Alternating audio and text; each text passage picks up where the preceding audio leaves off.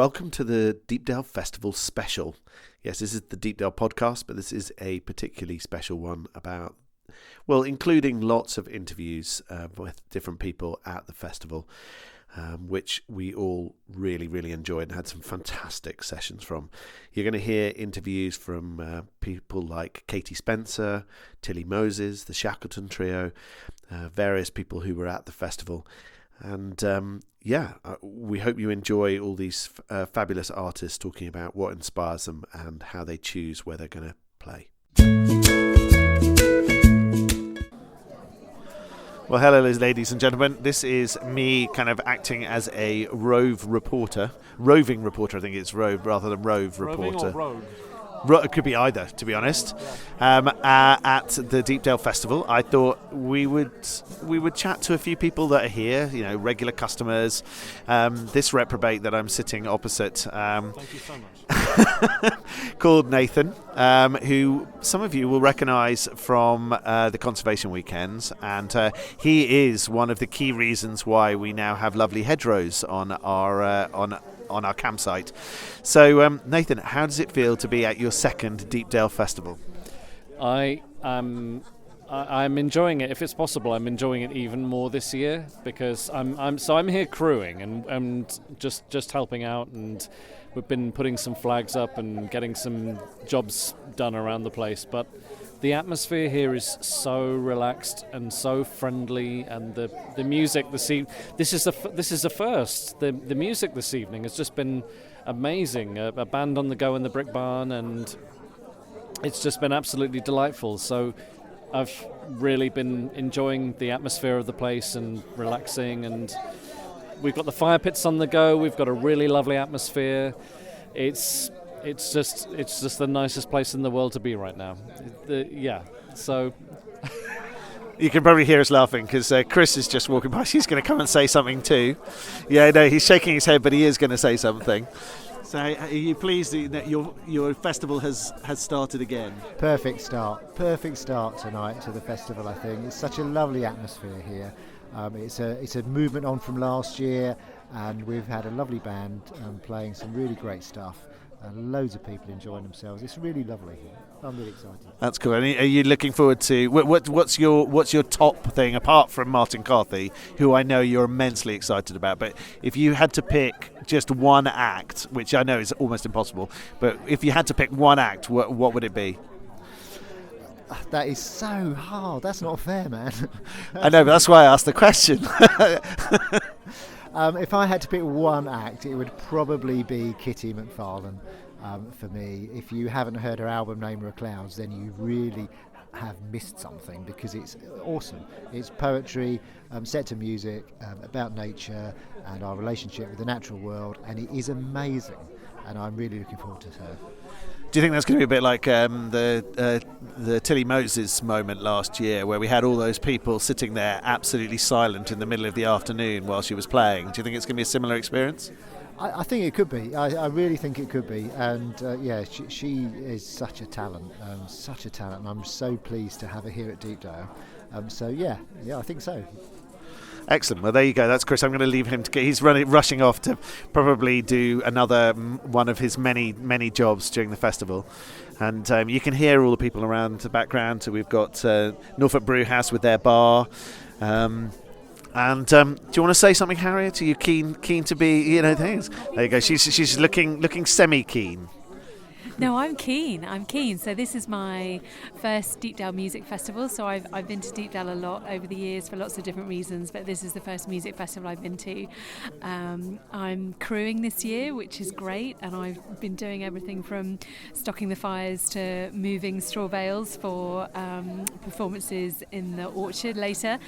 And I'm just super excited. The atmosphere is just really relaxed, but a real mixture of people here, and I know there's some great music coming. We've had some superb stuff tonight. There's a Spotify playlist that I've been listening to, care of my husband, which is, I think, a mixture of lots of the bands that are playing here this weekend, and there's one in particular, Morgan Way, that I'm super excited about seeing. I think it's either Saturday night. No, it's tomorrow night, Friday tomorrow night, night. yeah.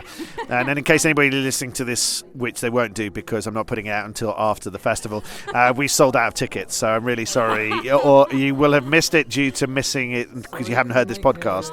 But we've also sold out on Friday, which is really exciting. We like it when that happens. But yeah, they're really cool. They're a local Norwich band. And we're really excited about having them, and I think that'll be a really, really fantastic evening. That'll be really good. Yeah. So I'm just really, really psyched about seeing Morgan Way. I saw Tilly Moses last year, and I can't wait to see Tilly Moses again. And last year, Man the Lifeboats were absolutely fantastic, and they are playing on Saturday, and it's going to be so good. And there are just so many of the other acts that I can't wait to hear. Even, just there's such a lovely mix, and the Morrow Military Wives Choir I can't wait to hear. So yeah, just really, really loving the music and loving the atmosphere. So Jason, if we're sitting having a beer in a few days' time and you're telling me about how brilliant the festival has been, what would that mean for you? What would a really good Deepdale Music Festival mean for you?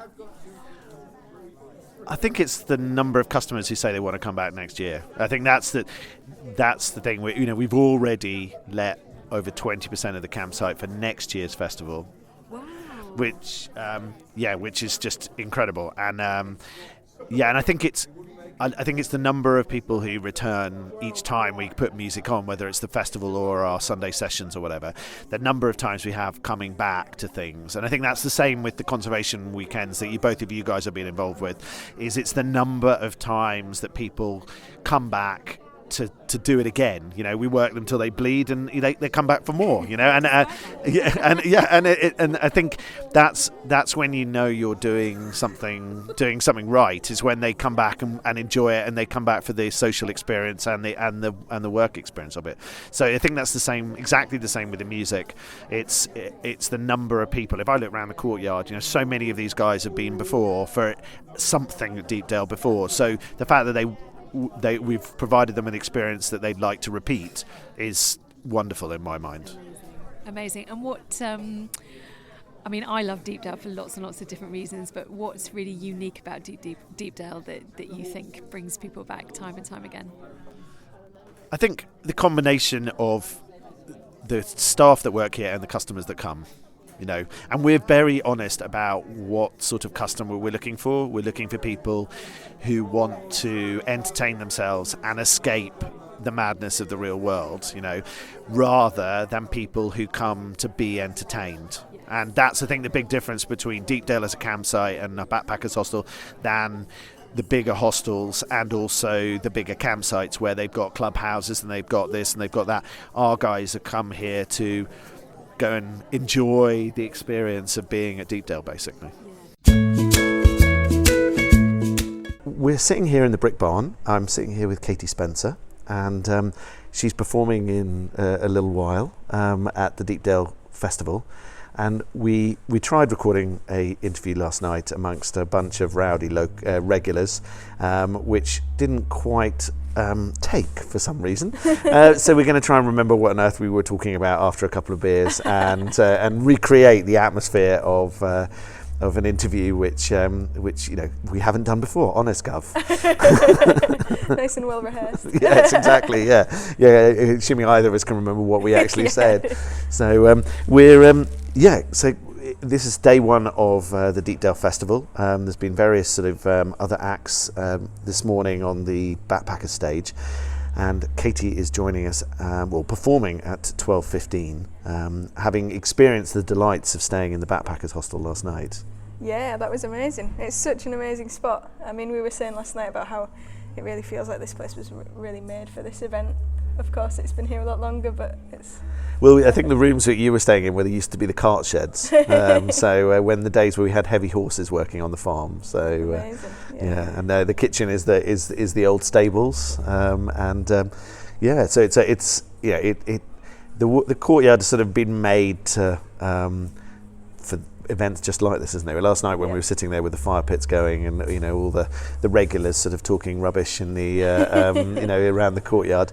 You probably good that we didn't record it, because you would have heard the remains of whatever conversation was going on behind us. But I don't think it was anything too political. I think it sounded like it was quite fun. A lot of laughter. Yeah. Yes, exactly. So I'm assuming politics or religion weren't involved, so it'll be fine. So Katie, where are you from? So I'm from Hornsey on the east coast, a lot further up, and I've always kind of grown up around East Yorkshire, and I love that landscape. It's very similar to here, except Norfolk has so many more trees, which is gorgeous. So yeah, I love it, and a big part of playing music for me is trying to capture landscapes within music. So it's really, really nice to be able to come to places like this and get a different vibe for what an area is like. And when we were chatting, you were saying you'd sort of been classing yourself as a musician for sort of 6 years or so, really, but you've been playing since a really young age? No, I've been playing for 6 years, and then probably performing for 4 years. So I've probably been calling myself a musician for 4 years really. And is this full time for you now, or is it just part of life in general?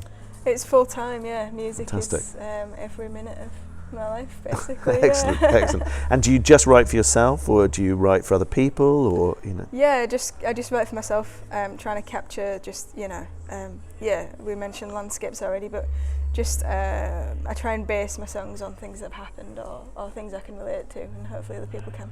I just mainly write for myself, which is nice. Excellent, excellent. And then one of the topics of conversation last night around the fire pits was, sort of all the independent venues and stuff. And you were saying that it seems to be a reducing number of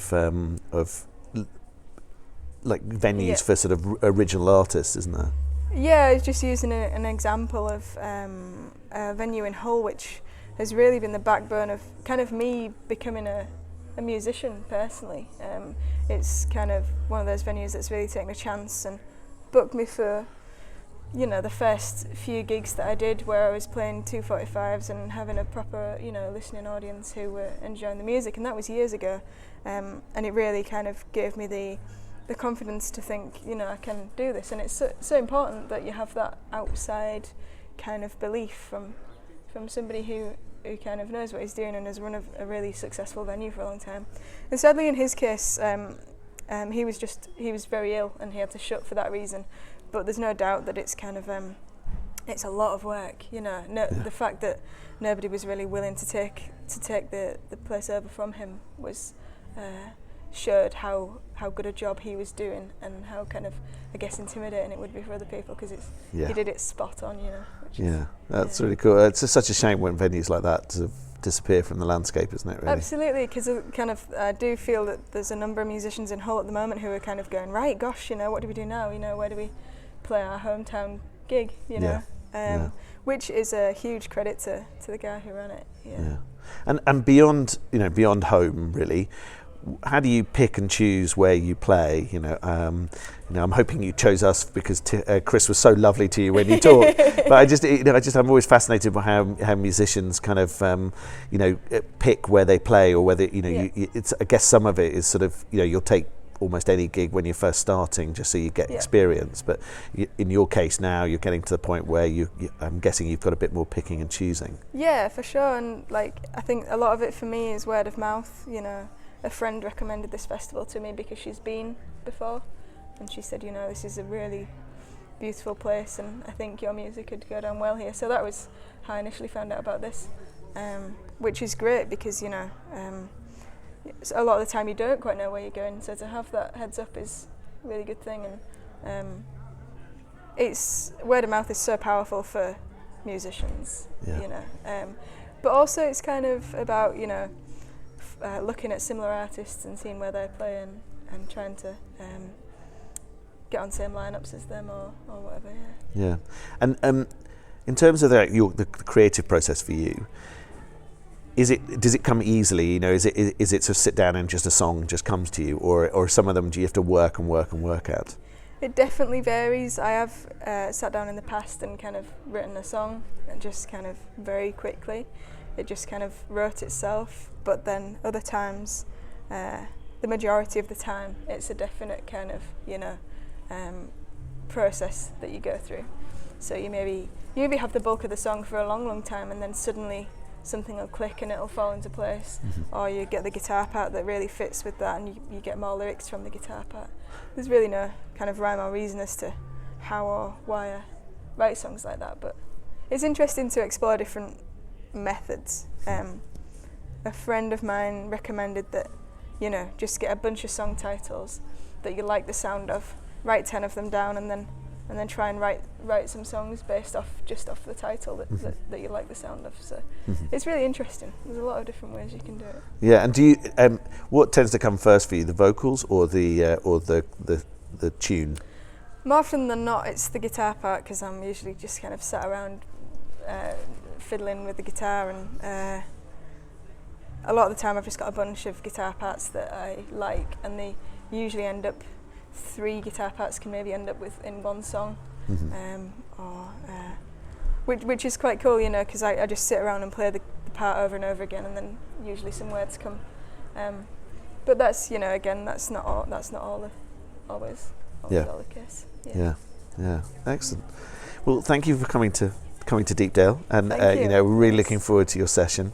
Thanks, I'm really looking forward. I hope you enjoy the rest of the festival, and hopefully we will be seeing you at Deepdale, in the not too distant future. That would be great. Yeah, it's a beautiful place. Yeah. Thanks very much. Well, enjoy your day, and thanks a lot. Thanks. Cheers.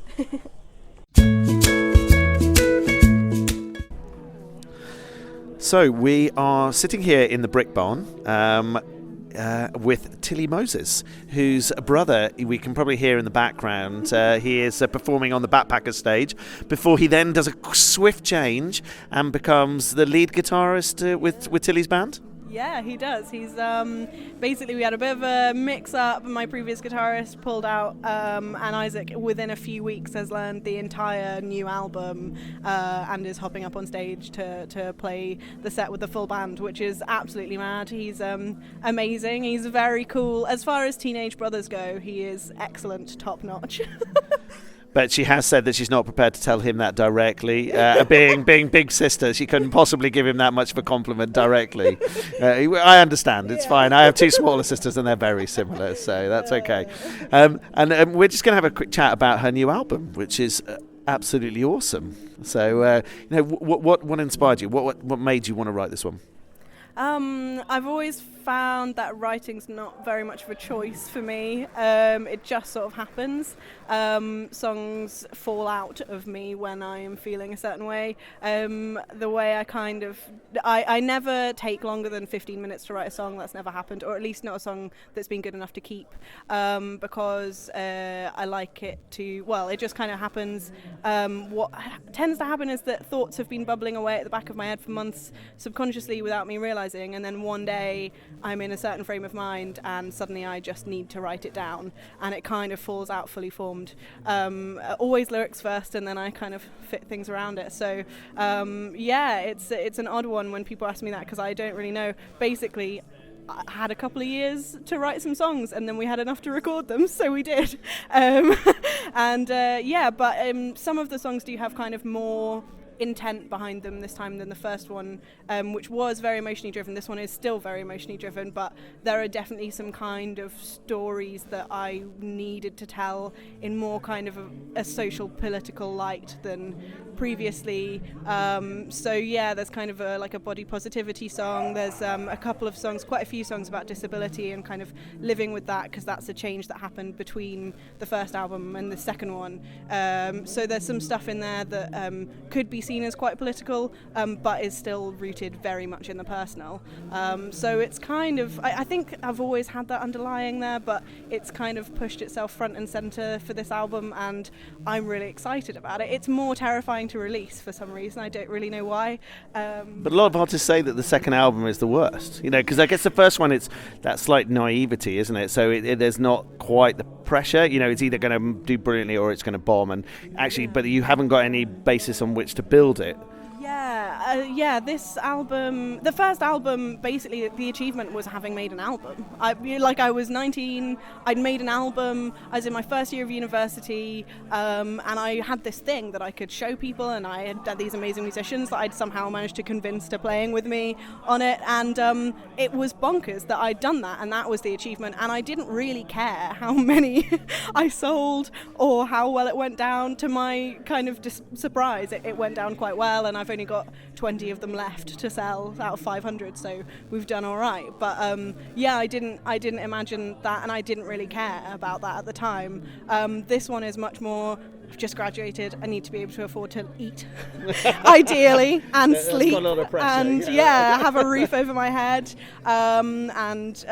So this album has basically a livelihood riding on it where there wasn't that before, and it has kind of the potential to make or break what I do next in terms of the music, whether I pursue it full-time as a career or whether I decide to go another direction. So there's a lot riding on it. That's quite scary. We've got like a full tour booked with musicians that I admire so much that I can't believe they're associating themselves with me, so that's kind of scary because I always don't want to let the team down, whereas before I was doing stuff basically on my own. So a lot's changed.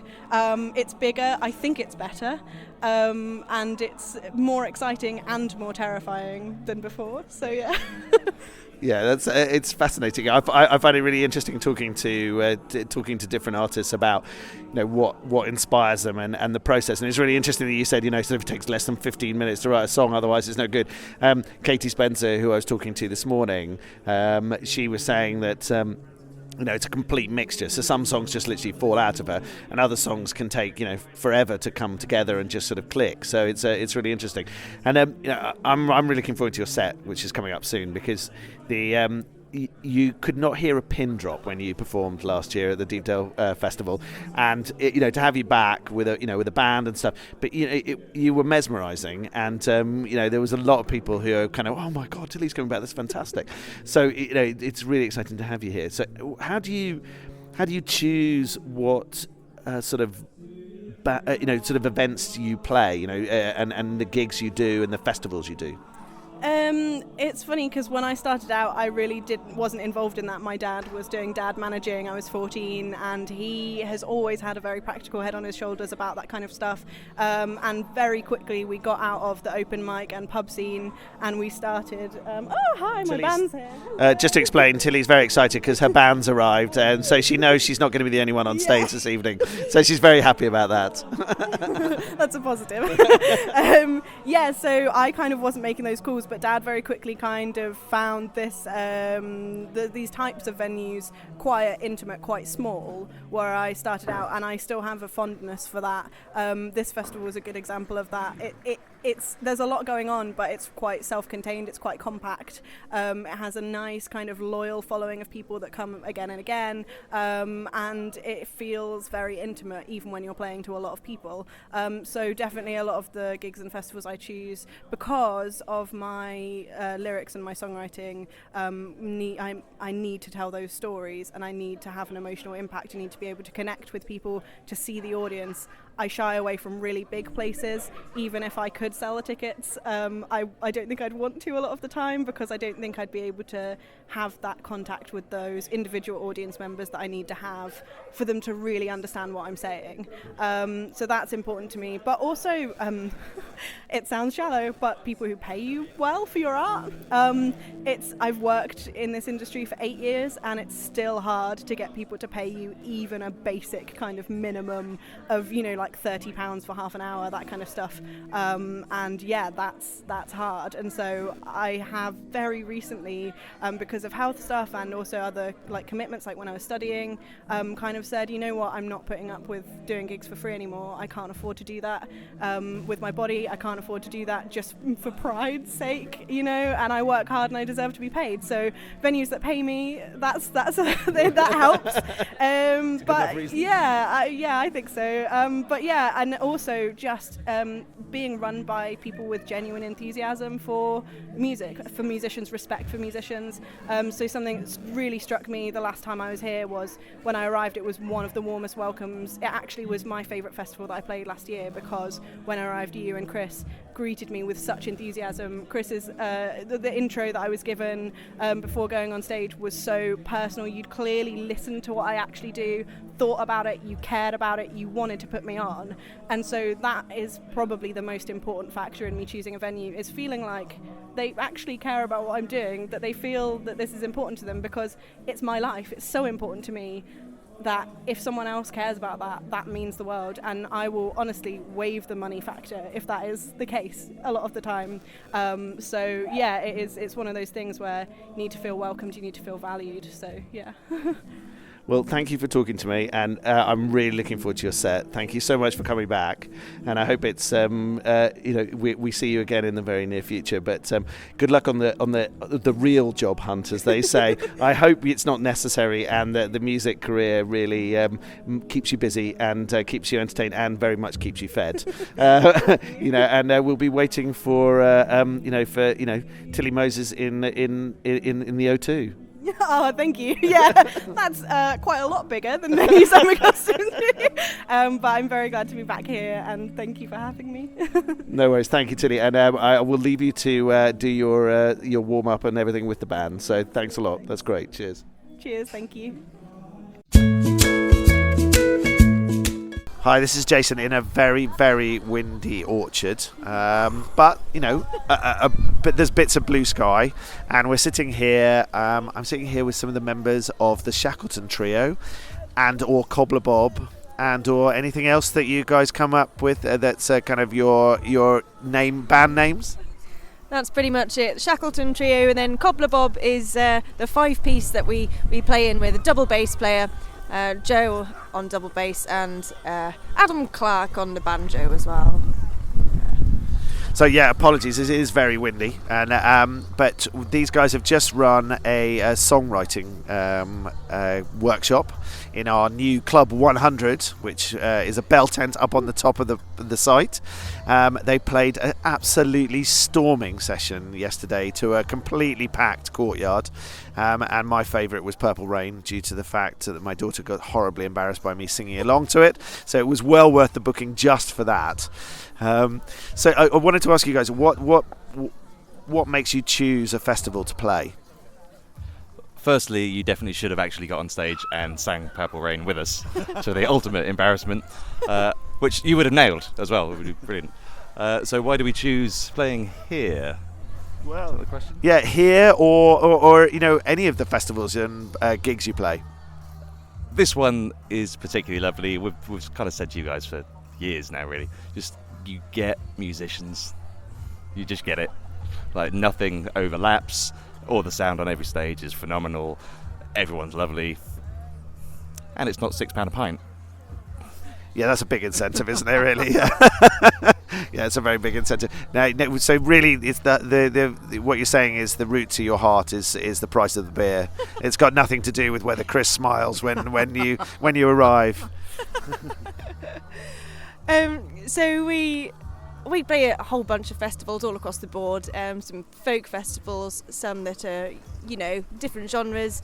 Much like here, it's great that you've got such a variety of music, and it's always really lovely to play at those kind of events. The style of music that we play in the trio, it's sort of it can be adopted by sort of festivals of different genres. So we do play at some bluegrass festivals and stuff, but basically we bombard festivals with emails inviting ourselves to play if they will have us and book us.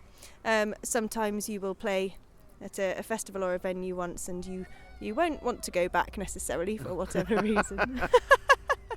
But the places that you like Aaron said, the places that you do want to go and play at again are the places where you get treated well, you get paid fairly. You're not expected to go and play for free for the exposure and play 17 sets, things like that.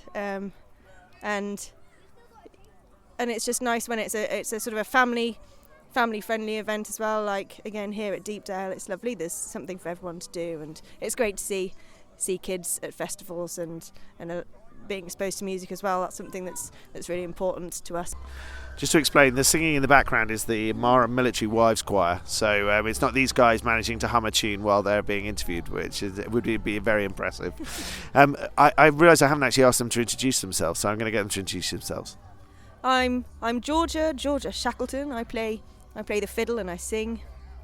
And Aaron's the guitar player. A very good guitar player. It makes me very jealous when I say I keep thinking I could wish I could pick up a guitar. I've already realised that I'm well beyond the point of ever playing the fiddle, so my musical talents are never going to manage that one. So I always fancy the guitar, but I don't think it's going to be for me somehow. So it's much easier to organise for you guys to come and play here and pay you for it. That'd be much easier. It'd be much cheaper than lessons, probably. That'd be a really good deal. There you go. You heard it here. Aaron will teach anybody to play. So well, thank you guys, and last night was absolutely superb, and we're looking forward to your headlining set tomorrow. Oh, thank you. Yeah, so we so I think it's the Orchard stage we're playing on. Yeah. We played there last year and it was one of our favourite gigs of the year. It was lovely. Yeah. So really looking forward to it. Thanks for having us back. Most welcome, and thank you very much for coming back, and enjoy your set this afternoon elsewhere, and safe journeys, and we'll see you for a beer later this evening. Thank you. The final member. Say who you are. And Come on, just say cheese hello. toasty. Hello. Alright, sorry I'm late. He's been waiting for a cheese toasty and a coffee. Yes. That's Yeah, right. so which was very, very important. We've got to keep him going. So we couldn't interrupt with that. Cheers, guys. Thanks very much. See you later. Well, we're sitting here in the Orchard. In sunshine, which was lovely, and we're trying to pretend that we haven't seen the big clouds that may be in the distance. It's Sunday of the Deepdale Festival. As you can hear, I'm slightly hoarser than I was earlier on in the festival when I was doing interviews. We've got the Alton Warburg group of artists singing in the background on the Orchard stage, which is a very lovely background. You'll hear various other people wandering around, and a lovely gentleman making amazing things with coins. We've got massage going on, and you'll hear the odd coffee being made in the background, with being served to people feeling a little bit worse for wear after a fantastic night dancing to Man the Lifeboats yesterday. I'm here with Paul and Sue from the Garden House. They are. They run the most wonderful house concerts. Is that how do you describe it? House concerts? Yeah, house concerts. Yeah.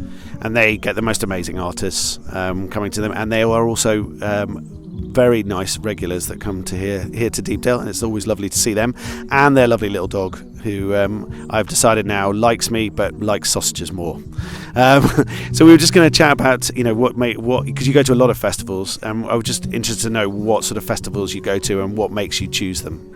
Yeah, we go to quite a lot of festivals, primarily ones with original music, acoustic root sorts of things. I guess the first one we started doing regularly was WOMAD.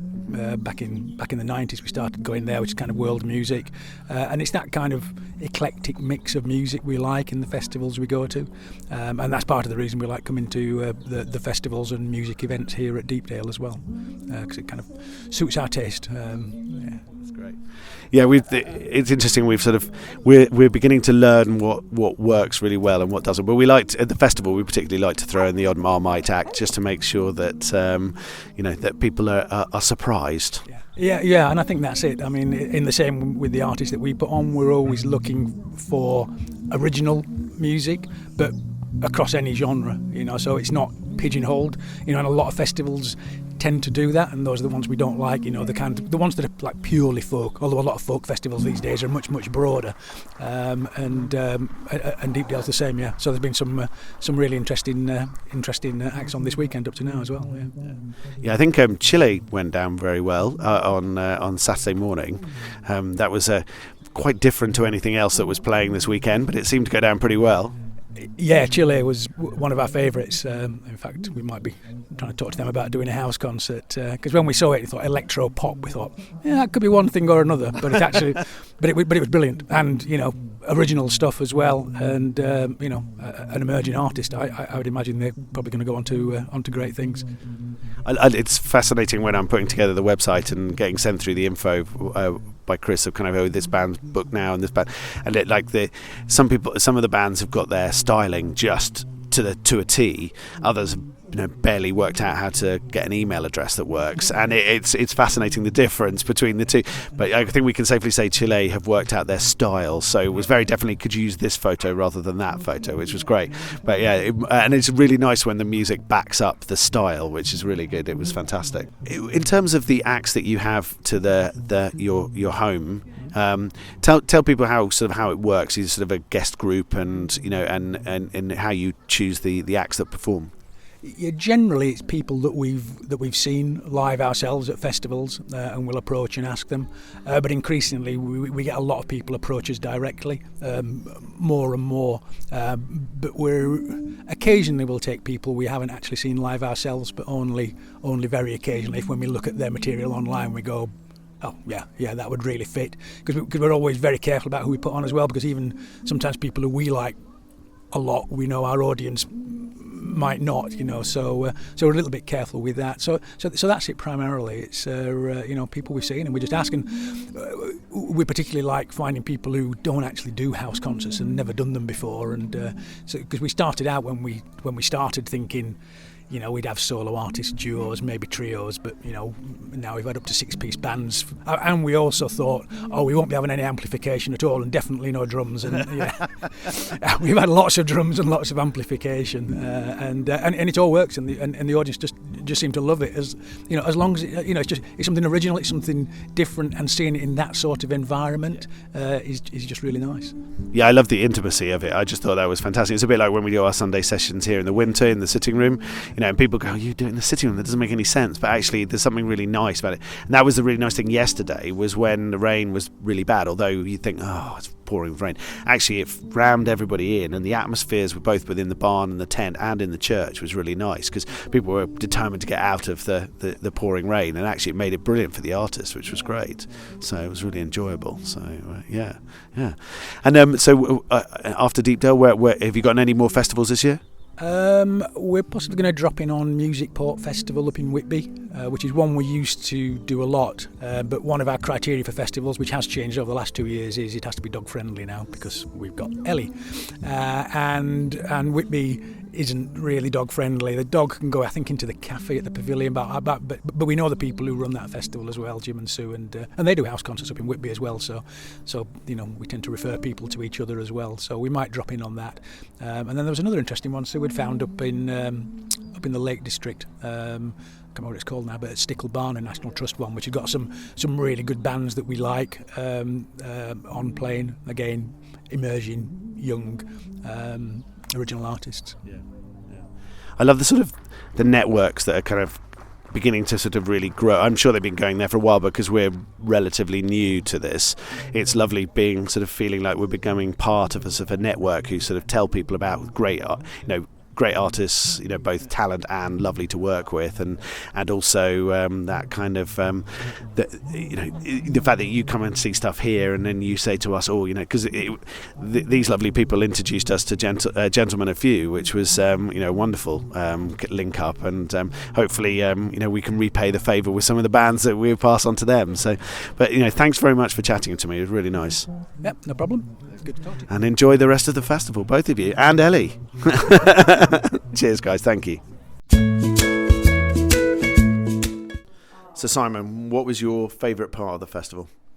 Definitely in the orchard stage, listening to Cutthroat Francis in the afternoon.